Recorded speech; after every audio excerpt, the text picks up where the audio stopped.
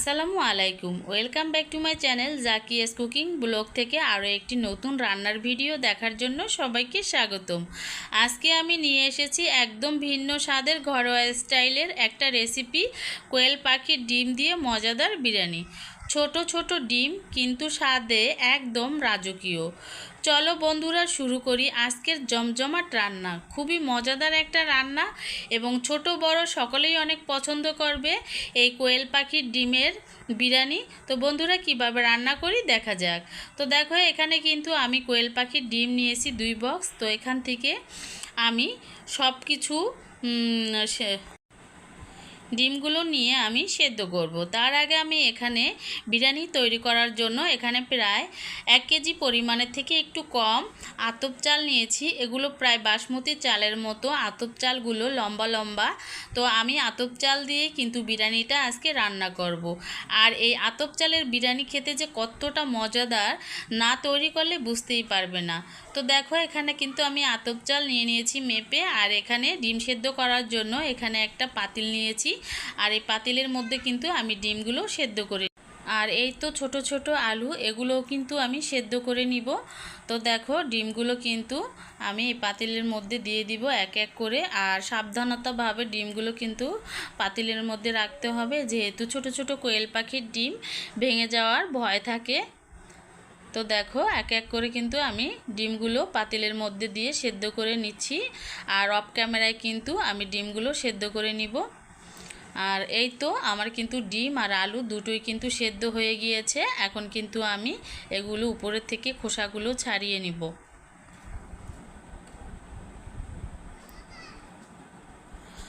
তো দেখো আলুর খোসাগুলো ছাড়ানো হয়ে গিয়েছে। এ পর্যায়ে এখন আমি কোয়েল পাখির ডিমগুলো আমি খোসা উপর থেকে ছাড়িয়ে নিব। আর খুব সুন্দর করে কিন্তু খোসাগুলো উঠে যাচ্ছে মাশাআল্লাহ।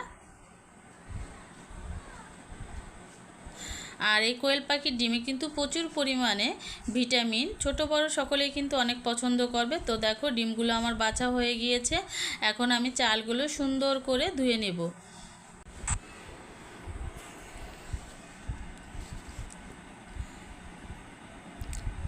তো ভালোভাবে কষলিয়ে চালগুলো কিন্তু ধুয়ে নিতে হবে।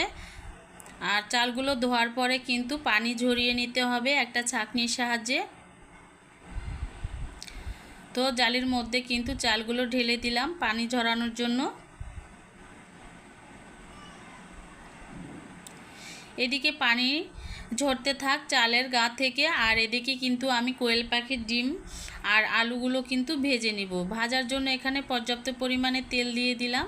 আমি এখানে বেশি পরিমাণে তেল দিলাম না, অল্প তেলেই ডিমগুলো ভেজে নিব। তো সব ডিমগুলো কিন্তু আমি তেলের মধ্যে দিয়ে সুন্দর করে ভেজে নিব।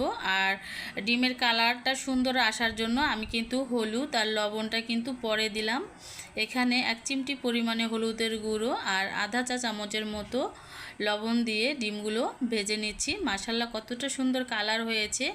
এটা কিন্তু একটা টিপস বলতে পারো।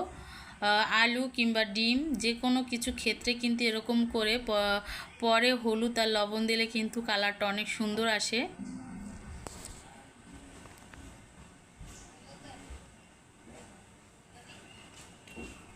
তো এভাবে নেড়ে চেড়ে কিন্তু আমি ডিমগুলো একদম লাল লাল করে ভেজে নিচ্ছি। তো দেখো ডিমগুলো কিন্তু ভাজা হয়ে গিয়েছে। এ পর্যায়ে এখানে আমি যে আলু সেদ্ধ করে রেখেছিলাম সেই আলুগুলো হালকা করে ভেজে নিতে হবে।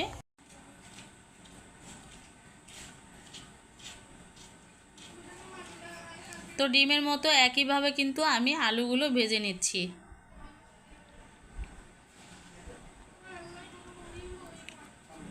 তো ভিডিওটি দেখতে দেখতে যারা এখনও একটা লাইক দাও নাই, প্লিজ বন্ধুরা একটা লাইক দিয়ে যুক্ত থাকো।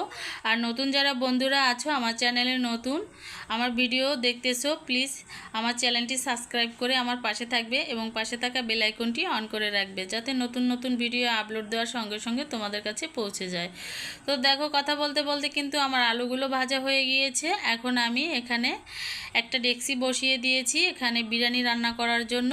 আর এখানে দিয়ে দিলাম পর্যাপ্ত পরিমাণে তেল। আর এখন আমি পেঁয়াজের ব্রেস্তা করে নিব। তো পেঁয়াজের ব্রেস্তা করার জন্য এখানে আমি বড় সাইজের 2টো পেঁয়াজ কেটে নিয়েছি। আর পেঁয়াজগুলো তেলের মধ্যে দিয়ে মিডিয়াম আঁচে ভেজে নিব।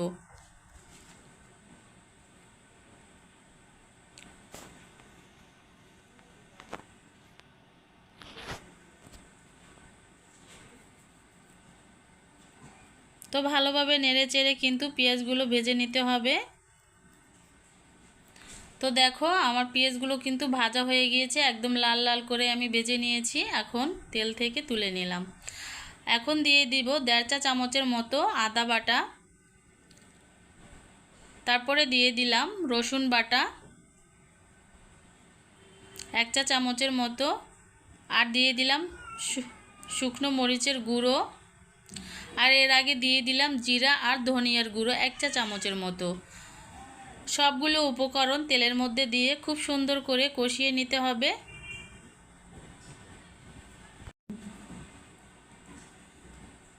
তো এখন দিয়ে দিলাম বড় সাইজের একটা তেজপাতা, তারপরে দিয়ে দিব দারুচিনি, এলাচ, লবঙ্গ। এখানে অল্প কিছু পরিমাণ করেই দিব, দুটো দুটো করে, যেহেতু আমি বিরিয়ানি রান্না করব। বিরিয়ানি মশলার মধ্যে কিন্তু সব কিছুই থাকে, সবগুলো উপকরণ দেওয়া থাকে, তাই এখানে অল্প কিছু পরিমাণেই দিয়ে দিলাম। তো দেখো মশলাটা সুন্দর করে কষানো হয়ে গিয়েছে।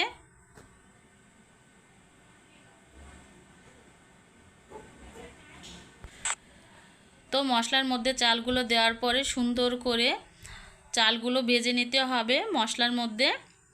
মশলার সাথে যখন মিশে যাবে তখন আসবে আসল জাদু।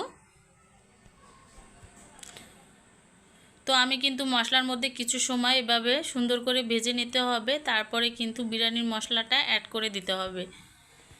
তো একদম মিডিয়াম আছে কিন্তু আমি চালগুলো একদম ঝরঝরে করে ভেজে নিব। আর চালগুলো যত সুন্দর করে ভাজা যাবে তত কিন্তু বিরিয়ানিটা ঝরঝরে হবে, একদম পারফেক্ট হবে।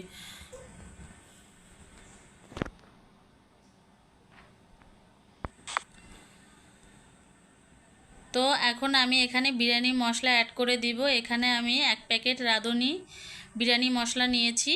তো যেহেতু এখানে 1 প্যাকেট দিয়ে 1 কেজি বিরিয়ানি রান্না করা যায়, তাই এখান থেকে আমি একটু কমিয়ে নেব। বেশি অর্ধেকটা বিরিয়ানির মশলা দিয়ে দিলাম। আর দেওয়ার পরে কিন্তু খুব সুন্দর করে আবারও কিছু সময় ধরে কষিয়ে নিতে হবে। তো একদম লাল লাল করে আমি ভেজে নিয়েছি। আর এই পর্যায়ে এখানে আমি মোটা মসুরের ডাল দিয়েছি। এটা তোমরা অপশনাল দিলে দিতে পারো, কিন্তু এটা দিলে কিন্তু বিরিয়ানির স্বাদটা আরও বেড়ে যায়। আর এখানে কি হয়তো বা তোমরা মটর ডালও ব্যবহার করতে পারো, এগুলো দিলে কিন্তু বিরিয়ানিটা অনেক মজা লাগে। তো দেখো আমার কিন্তু বিরিয়ানির চালটা ভাজা হয়ে গিয়েছে। এখন এখানে আমি গরম পানি অ্যাড করে দিব পরিমাণ মতো। আর পানিটা দেওয়ার পরে কিন্তু একদম হাই হিট করে বিরিয়ানিটা রান্না করে নিতে হবে। চুলার জালটা যতটা সম্ভব বাড়িয়ে দিতে হবে একদম। আর এখানে দিয়ে দিলাম লবণ, আর দিয়ে দিলাম 5 থেকে 6টা কাঁচা মরিচ, আর যে আলুগুলো ভেজে রেখেছিলাম সেই আলুগুলো দিয়ে দিলাম। তো এখন দেওয়ার পরে কিছু সময় একদম হাই হিট করে জাল করে নেব।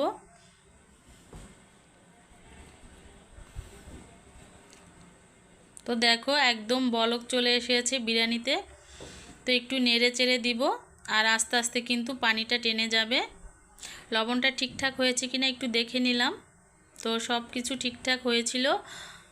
আর এদিকে কিন্তু একদম পানি কমে এসেছে। তো এখন একটা ঢাকনা দিয়ে ঢেকে দমে রেখে দিব আমি কিছু সময়। তো একদম লো আঁচ করে চুলাটা রেখে আমি ঢাকনা দিয়ে ঢেকে প্রায় 5 মিনিটের মতো রেখে দিয়েছি। তো একটু ঢাকনাটা তুলে দেখলাম হয়েছে কিনা। তো বিরিয়ানিটা প্রায় হয়ে গিয়েছে। এখন আমি উপর দিয়ে 2 চা চামচের মতো ঘি ছড়িয়ে দিব। তো ঘিটা দেওয়ার পরে কিন্তু ভালোভাবে বিরিয়ানিগুলো উল্টিয়ে পাল্টিয়ে নেড়ে চেড়ে দিতে হবে।